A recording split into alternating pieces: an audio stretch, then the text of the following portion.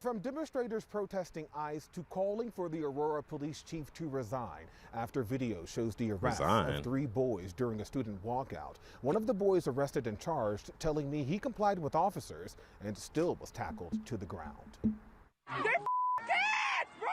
New video shows the arrests of 3 East Aurora High School students on the sidewalk during a youth demonstration. And then both people hop on me, right, and I couldn't breathe, so I was real scared. Johnny Alcantar, a 15-year-old freshman, was one of the 3 boys arrested by officers while taking part in a student walkout Monday morning that saw hundreds of students from area schools protesting ICE. And he pulls me by my shirt, he got a spins me shiesty around, on. drops me to the ground. They told me to go on the sidewalk, so I went on the sidewalk, and then out of nowhere, they're like, yo, y'all two, stay right there, we're gonna detain y'all. And I told them for what, right? So I back up, and he pulls me by my shirt, spins me around, drops me to the ground. Police claim Alcantar and another boy were doing actions that made for, quote, unsafe conditions and resisting officers. While they were being detained, investigators tell us a 3rd student punched an officer in the head. All 3 seen in this video being led into a police vehicle, now charged with improper walking in the roadway,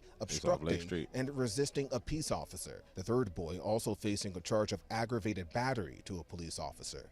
We do not have any fear. Demonstrators a day later gathering outside the Aurora Police Department, briefly redirecting their focus from federal officers to local ones. We demand the charges against these students be dropped immediately, and that the police officers involved be investigated and held accountable for excessive use of force against minors.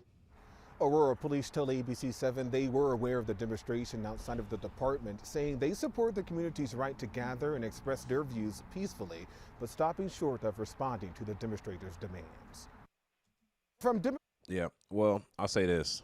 APD, and this is because I be out here in Aurora too all the time. APD, I'll give them a little condolences for this. Aurora Police Department actually be helping them out. When ICE was out in Aurora, I guarantee you, APD was not helping them, bro. Literally, they're told not to. They just got a new mayor, by the way. That other mayor, he got out. He wasn't doing the job. But APD literally be out there actually helping them against ICE almost. Like, they don't be helping when ICE need help. Because I drive down Lake Street all the time. And those that don't know, Aurora, Illinois is the 2nd biggest city in Illinois. So you got Chicago, which has millions of people, and outside of Chicago is a city that is like 35, 40 miles to the west of Chicago. And it takes about 40 minutes to get there-ish. And that's the 2nd largest city in the whole state. They don't have too much of a population that's that big. It's like maybe 400,000 people maybe. Anyway, other than that, any other states surrounding that are less than those numbers. And then it's Naperville. Anyway, that being said, I'm gonna be honest, APD been helping damn near the Latino community because Aurora is like 60%, maybe 65% Latinos or Latinas, the Hispanic community. The problem is, I would say, is now the protesters are turning their back. They're going from ICE to now they're protesting APD. Dude, this is the problem. I'm gonna be really honest with it because this is what I don't like. Right now in the state of Illinois, and I think around the country, they're allowing the high school students to leave the school to protest ICE mid-school day. So imagine you put your kids in school and then you find him getting arrested later that day by the local police department because they were obstructing the streets or whatever they was doing. But they were supposed to be in school. And this is where I have my problem at. Because if I send my kids to school later on, then I see them protesting out the thing. It's not about no First Amendment right. This is about I gave you the supervision to watch my kids during the time that I put them in this school. Yet my kid is walking the streets, protesting, screaming profound words. Like there was a lot of words in there that said F ICE, the whole 9, and that's cool. Do your thing. But school and politics is not, they don't mix. That's not where I want you to do. Because I'm going to tell you something. This is what I personally believe. And this is on each side. It doesn't matter whose side you're on. Look, it's just the point that if I send my kids to school, I shouldn't later see that this kid is now protesting, walking down the street with another individual, with a bunch of kids. Then they state that, oh, if the kids want to stay, they can stay. Now, let me tell you the problem with that. It's called peer pressure. For the kids that have Hispanic friends and Latino friends, and definitely if you're in the East Aurora High, if you're in East Aurora High, of course you're going to have Hispanic friends. You know what I'm saying? They all Hispanic. You know what I'm saying? That's fine. But say, for instance, you don't support going out there protesting. You want to stay in school and learn. But all your Hispanic friends leave. Now you feel almost obligated, peer pressured to lead too. And now you over there protesting, just you ain't got to stand and say nothing. You just walking with them just because you don't want to be left out, because if they see that you stayed back, they're going to think that you're pro-ICE. And that's the reason why I think this is a problem. I understand their First Amendment right, freedom of protest, but in a school setting, that is not adequate. Let them do that after school, where I know that they're no longer in the custody of said adult. But if I have my kids dropped off at school and then you telling me my kid has an option to leave and you ain't telling me my kid's gone, it's gonna be some problems. And I know everybody wants to defend this. Oh, it's a freedom of speech. That kid that got arrested, he's a freshman in high school. One of them, they said they arrested 3 of them. One of them punched the officer in the head. So they already not suspecting authority. Eventually, all it has to take is all those kids to gang up on them, and then you got some real trouble. I say this, I'll take it a step further. You can have an anti-ICE protester driving through the crowd next to the kids that are saying anti-ICE and just hit them because they're so pro-ICE, and they don't like the anti-ICE protest that's being taught in the liberal schools, of course, in our schools in the state of Illinois. So they hit the kids when your kid's supposed to be at school. So if your kid's supposed to be at school, but he protesting on the street and you thought he was in school, did he get hit by a anti-protester, the one that likes ICE and don't hate the process they're doing, then what? Who is at fault?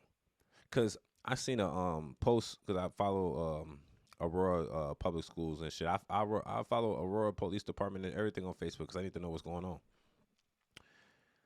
Basically, the East Aurora High School saying that, oh, they will be an unexcused absence. No, you shouldn't allow none of them to leave. Anybody that leaves get a suspension. Okay? That's what happens. Not an unexcused absence, a suspension.